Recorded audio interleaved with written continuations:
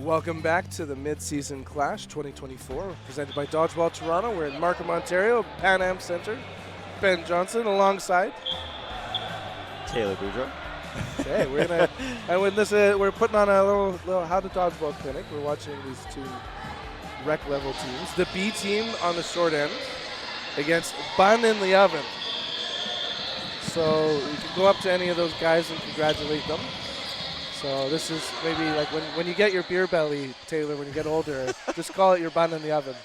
See, funny thing is when I saw these team names and I saw Bun in the Oven, I'm like, is this a team of like just a bunch of pregnant women? yeah. That would be intimidating though. Like, and we've played against women that are like, you can play pregnant. But boy, is it like a mental game against anyone throwing against you. Oh yeah. Yeah. I can imagine. Yeah. Like, poof. Like I know nature provides armor, just like. But yeah, it's still you don't want to have the full throw. And beautifully thrown, yeah, confirmed out. I mean, at the same time, if you do have a pregnant player playing and they make a catch, would it be a team catch? Nice. Possibly. Yeah. So have you done some line or kind of outer reffing during the tournament so far? A little bit yesterday, just sort of as a secondary ref, and then some line refs on some other ones. Yep. Have you enjoyed that structure of having you got these two main refs, and then we tend to have another team provide the supporting reffing? Yes, it's been very beneficial because it seems like there's an angle on everything. Point on the board, getting it started for Bun in the Oven.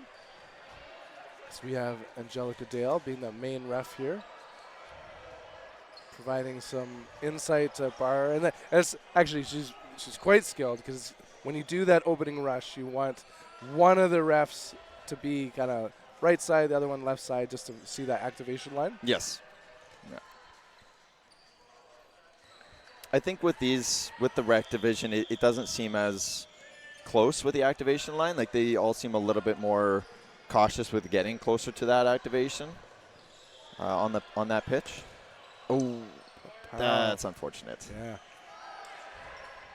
Now it's I'd say it's like it didn't work out, but I do suggest to people to be an active blocker. Yes. Versus kind of letting it be a pool shot that who knows where it banks off of, and then so you can be kind of moving it and unable to protect himself against this one. It's interesting how you see more corners or guards or however you want to say it in this division where they have a ball in hand and it almost seems like a 6-on-5 or something for them, like where they're the 5, and instead of blocking they'll go for a catch. It's just interesting to see. He swipes that one, unable to get it. And now 2v everybody. So maybe a question then. We were talking about, oh, good preemptive strike. Now 1v everyone. Taking the opportunity, and again, we were saying last match, we don't see that very often as the sort of strategic use of counters. But how do if I want to, and I kind of talk to that activation area as the attack zone, is like, how do you work in that kind of bravery, being slow to retreat, or kind of just, not kind of hang in the back line? Well, I think in that aspect, I like to think if you're taking that pitch and you want to get it right up to the activation and you want to get right in their face at the center court, you almost have to just commit to just getting the hit and accepting the fact that you might get traded. As long as you take somebody with you, it can be a win because then it's just 5-on-5. So it's as long as you're taking somebody out with you, if you still survive, that's awesome. But you have to fully commit to it. But it's a little bit tough, especially when some of these people maybe haven't been playing for too long, so they're a little bit more cautious when they're playing, right? Because they want to stay alive as long as they can because they want that moment sort of thing. Bun in the Oven with the burden to throw. Play call coming from the center. Oh, good cross. That was great timing, too. Yeah, we had the kind of pressure coming from the player with the Bankai jersey. pushing up, and then kind of the opposing left winger just saw his moment. And that's, again, we were talking about, you tend to see less unstructured play. Yes. And the more you can reward a player for like just taking those individual opportunities, I think that's required to skill up. Yeah. That was a very impressive catch. Yeah. On the hands and out. Just a moment too late to protect his teammate as player wearing the Genesis jersey makes his way to the right wing. Yeah. Walking the line there, speaking of right wing, on the B team. Just the amount of times we see him like kind of holding on the tightrope. Oh, yeah, just teetering. Keeps it in, though. That's what matters, right?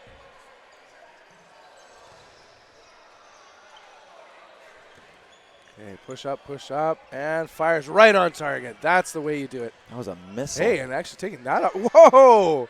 My goodness. The pitch, the catch. That was a very productive 5 seconds there. But kind of like these are the skills to level up. Is post throw. She was very quick in transition, hitting right on the knee, and just even better is that right winger even taking the late opportunity to join her. Yeah. And it was kind of building on that momentum. Well, it's nice when you have a good working corner team where you sort of have one pushing up at the same time, or sort of protecting you in case you want to take those riskier throws. They're ready there for the counter if necessary. Burden to throw on the B team. You don't see that throw style too often. Wow, that was a toe tapper. Snipes out his opposing winger. Amiot there taking the left wing. I'm liking how Bun in the Oven is taking those risky throws. Sometimes it throws away ball control, but they're hitting, so it works. It works. Well, and that's like, one of the skills that we're seeing there is taking out a player and having them off balance, so it's much more difficult to catch. Yes. Almost unpredictable, too.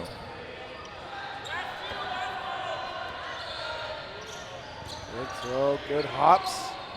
Keeping alive.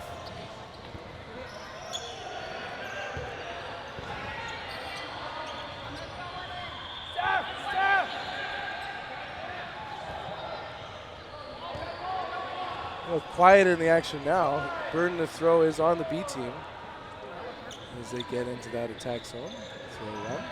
So Amiot here, which actually is not her last name because we don't see anyone with that last name, but. Oh, no, they're captain. Oh, it's funny. I'm looking at everyone else. So it's funny when there's captain at the end. They're just going to go blind to it. But, okay, so post throw would be the slow retreat and maybe one pump fake. Yes.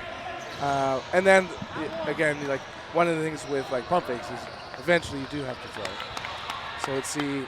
And this is kind of the standard retreat. We're not kind of calling attention to this person because that's it's what they're doing. It's just very typical of the rec league division.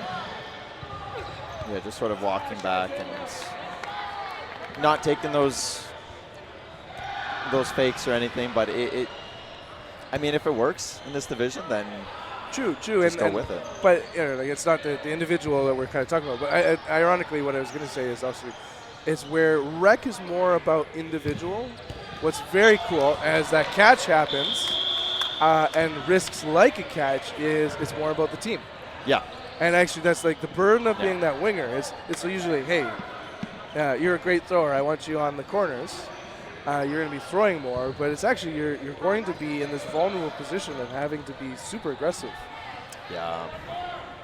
And your arms moving, even if you're not throwing so much, being that you're protecting at least half of your team. Yeah, as long as you act as a very good distraction. Or even just, like I said earlier, just keep the team honest and the opposing team honest. And especially with Bun in the Oven, taking all those pre-counters and aggressive solo throws and everything, you want to sort of rein that in on them so then they can, I don't know, sort of favor it on your side a little bit more. Good work in transition here. Ouch, ouch, ouch. That was right on the fingertips. something I've never done well at is rushing to the line, charging, and throwing at someone backpedaling. I have quite a few memories of people catching, because what's interesting is like players who kind of work on that catch is that the fold in. Yes. I noticed, particularly thinner individuals. So I don't know. Is that a catch style that you like? Is you just kind of like collapse on it? It's not one I choose to do. It's one that just sort of happens as I'm backpedaling. I feel like that's more often than not. That's how it's going to happen. It becomes a cave. Yeah. And then the just ball makes its way in there and deadens. So like what I maybe you know how to do is like when you're charging, how do you keep full velocity? Because it tends to be just kind of run, and you're like kind of javelin throwing the ball instead of like a proper pitch.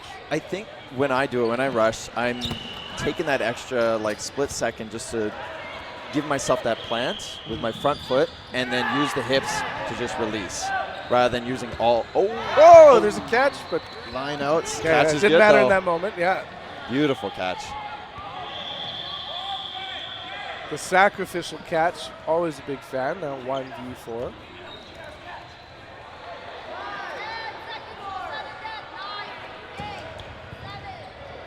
Two-ball block.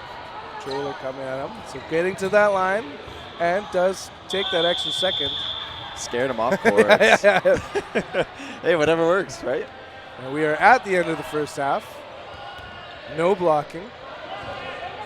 Which is that's got to be one of the kind of, this is those level up moments where you're like, hey, we're going to take an element out of the game, and how are you as a no blocker is a huge separator from rec to competitive.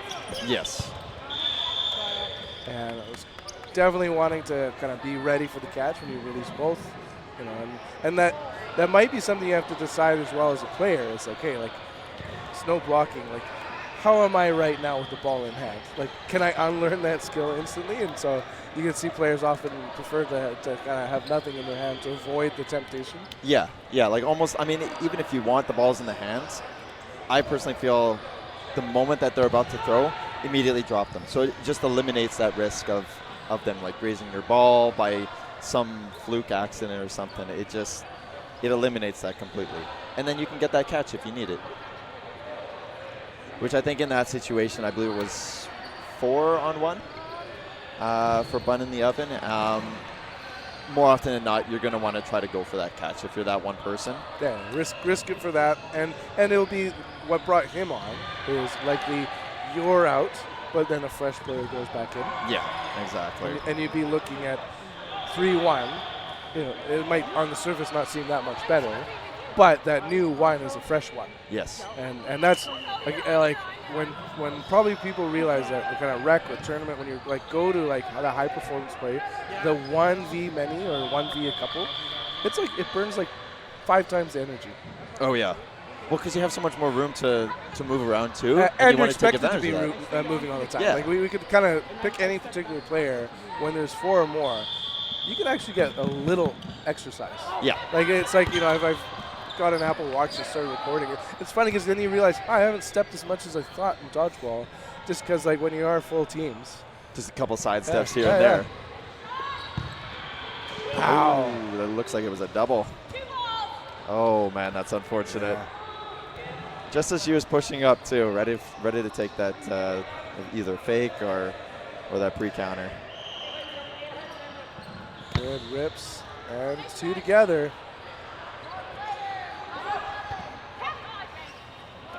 Very accurate throws coming from the left wing for the B team.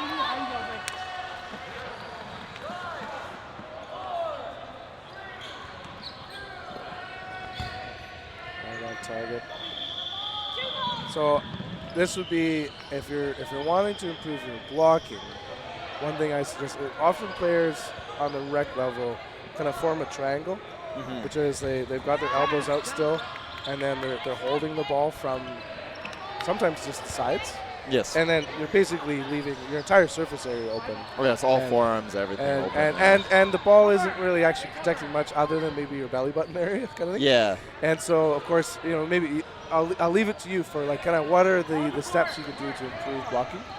See, I think that the best thing for hand placement anyway is try to have your thumbs like right behind the ball, and then sort of just it's hard to explain it, but obviously keep your fingers and everything out of the front of the ball as much as possible. That ball came in flying. Oh, good crosser right there. I know, too, obviously, crouching down and getting as small as you can sometimes help, too.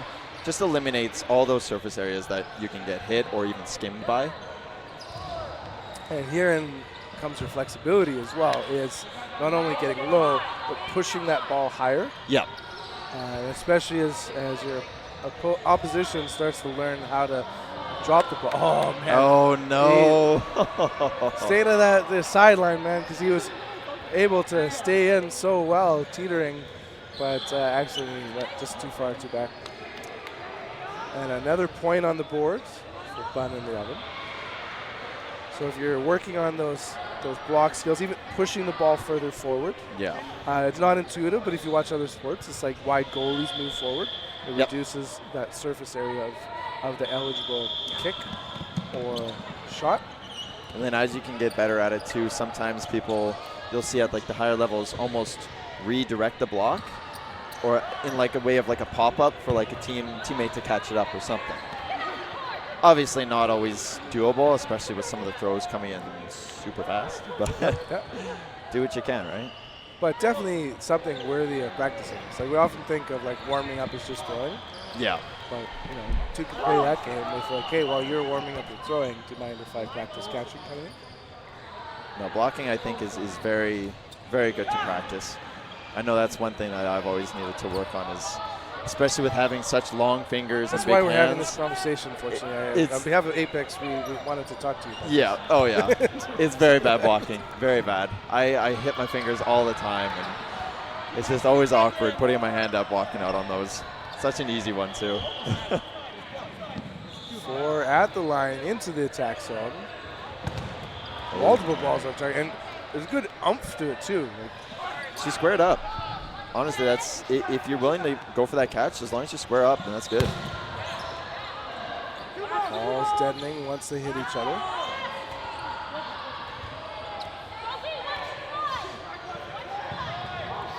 Let's see what Captain Amoyet has in store. She's on the left wing right now for the B team. Now 1v5. Right on target. So that's what we were talking about, kind of the block skill. It can be so tricky when it comes on wrist. Yeah. Well, especially on that one, it looked like he wasn't even expecting it at all. He was looking just to get ready to position, but wasn't expecting that throw out of nowhere. So have you worked yourself on multiple different types of throws and pitches? I mean, I've tried a couple drop shots, but I think it just doesn't work out for me at all. I just stick with my fast, hard, and straight. It just, yeah, those trick shots, I can't do those. As much as I want to, it's not as proficient with those. And I'm sure you've squared up against some during the kind of squad time. This is so really many. unbelievable. Shout out to Dan Holzer with those drop shots. He's ridiculous with those. I always just find it so impressive because you really just have the kind of the nipple that we use to inflate the ball.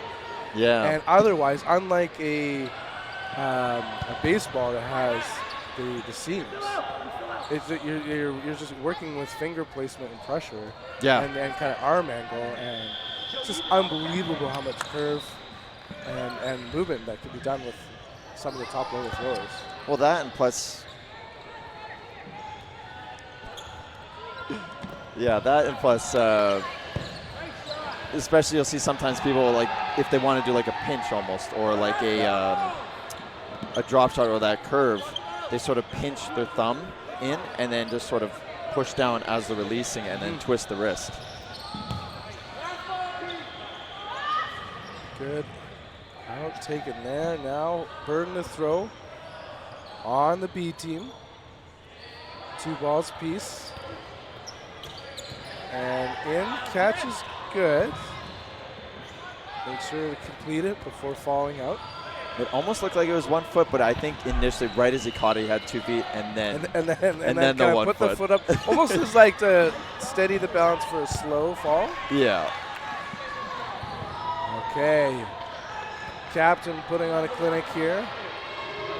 Making good use of the ball retrievers on the sides. One, protected for 2. Sends it right on target, clarifying with the ref. And that's the ultimate pro level skill. It's like, hey, when you're playing, be unsure of your own judgment with balls and go to the sidelines. 1v1. Bun versus B team. Great blocking. Oh my goodness. Yeah. What a throw. What was that, a 1v4, 1v3? Yeah. And proving why she's the captain of this team. Yes. And it's tricky is like when you see that player go low, and it's not a bad strategy at all, getting down to your knees, and that makes you even more stable for a catch. Yeah. But if your knees and legs kind of stray outward, the surface area to hit you is huge. And if a player can be accurate, they don't have to throw hard because they're a very awkward placement for a catch. Oh my goodness. Oh, a trick throw with a trick catch. I love it. Almost had the team catching him in that moment too. It's crazy with rec, like with this division, there's so many people going for catches. I love it though. Confirmed out. You know he's going to be watching this back and clipping that. Yeah, you know exactly. it. And here, great pressure. And even saying, hey, teammates, stay up on it. Oh, Again with those tricky shots. Never would have expected, especially when he has, what, 5 balls on his side? Yeah, and like, you know, and you've learned, you keep your eyes forward and try and use your ball retriever to like put ball on back, or if there's a back retriever to like bring it to the side, and side to you. Because turning your back to the game leaves a massive vulnerability. Got about 50 seconds remaining. It's a very close game, so can this end in a tie? Team catch. Those are very frustrating. It looked like it was very close to the line, though. I think it was obviously just barely good, but yeah, it was, especially right at the line there. It's tough because then it just pops right up and leaves it you open think, for hey, everybody. I had a great hit, and then you just see the rainbow make its way to the team. High, now we got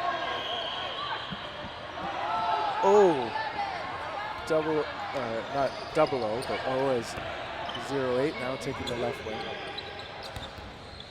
Very accurate throw, crossed. Good cross, good block. Really appreciate, this is where we talked about before. The B team is slow to retreat, keeping his eyes up, and activates a throw right there. Is targeted afterwards, just at the end. Oh. So maybe the ref's checking, hey, was that whistle then throw? I feel like it might have been a hit. Yeah, confirmed. You're out. Consequential play. Might have released it just in time for the whistle. Or not? Okay, all right. So we'll be tracking his ball. How that affects the fate of the game here. 1 point advantage for Bun in the Oven. So this could either end in a win for Bun in the Oven or a tie overall, right? Because I believe in round robin they wouldn't. Yep. No OT yet. The most sacred part about time is on time. There's 2 shots fired high, an uncatchable moment there. But I appreciated the bravery of O. Attempt to catch. So 1v5. The grips. Boom, boom, boom. Tie game. Well done both teams, Bun in the Oven and the B team. Very back and forth. After this, we will be watching Yetis, which we can see on the sidelines here, with their homemade jerseys. I love it. Bespoke, I mean, going up against, Nonian once again. Familiar team from earlier back on on the stream. And we'll be back in a few minutes.